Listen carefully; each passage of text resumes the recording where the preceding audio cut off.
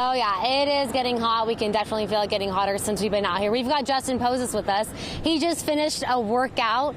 Good morning. Hello. Good morning, Jacqueline. How are you? I'm good. How are you? Splendid. All right, so you're one of the smart ones. You got your workout done early before it gets even hotter. How was it? You're a little bit of a sweaty. It's still warm, but it's better to get here early before the sun comes up, get it all out of the system, and then go home and rinse off. Did you feel the workout was harder than normal because it is hot? The humidity really gets you. Yeah. But yeah, it's pretty tough. Even though it's 6:30 in the morning, or 7:30 now, starts at 6:30 though. Yeah. It's a lot better than 5:30 p.m. Yeah, you were saying that they still have these workouts throughout the day. That's crazy. They do, yeah. They have them all throughout the day, different times, different locations. Do the mornings. Yeah. Otherwise, you may die. And that, well, not to get too dark. Yeah, not good. They're telling people to stay hydrated. This is, first responders. You're listening to that because they're also saying if you're going to work out, do it early. And are you going to just kind of just keep chugging water throughout the day, making sure that you're replenishing? A lot of water throughout the day, and don't go outside ever again. I know, it's so hot. Yeah, stay inside. That's basically what what first responders are telling us to do. Stay indoors. I watch the news.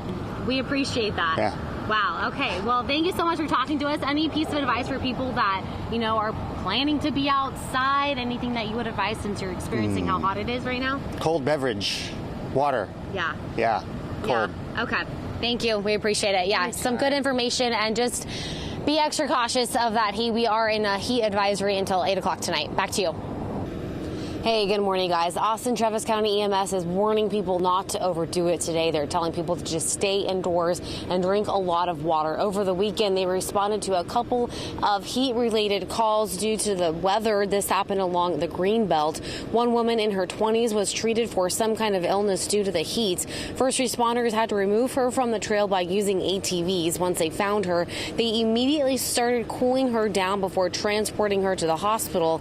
EMS says these types of calls are very common during the summer. They say it only takes about 30 minutes for someone to overheat. This morning, they're warning everyone not to be outside for long periods of time.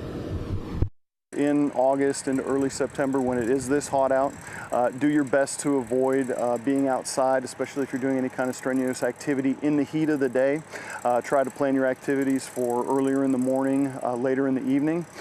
Make sure that if you are outside, you are pre-hydrating before you go and hydrating throughout whatever activity you are doing. Now that heat advisory is in effect until 8 o'clock tonight. Back to you.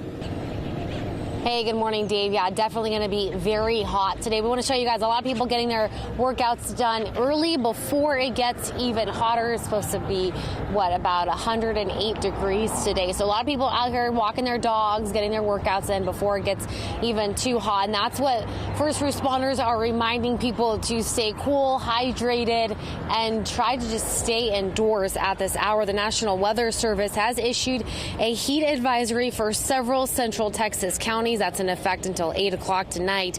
The Weather Service says the heat index is expected to rise between 108 to 112 degrees today across most parts of the area. The heat advisory has been issued because these weather conditions make heat-related illnesses such as heat stroke and heat exhaustion more likely. Austin Travis County EMS tweeted out some helpful information for preventing any heat emergencies. They're telling people, like I said, to stay cool, hydrated, and informed. It's also very important to check on children and the elderly during these types of extreme heat. People with pre-existing medical conditions that make them more susceptible to heat-related illness should be very careful, should make sure they're hydrating, make sure they're not out during the heat of the day. And also people should avoid drugs and alcohol. EMS says it just takes 30 minutes for someone to become overheated. Just yesterday, they responded to a couple of calls related to the heat, but thankfully none of them were severe. Back to you.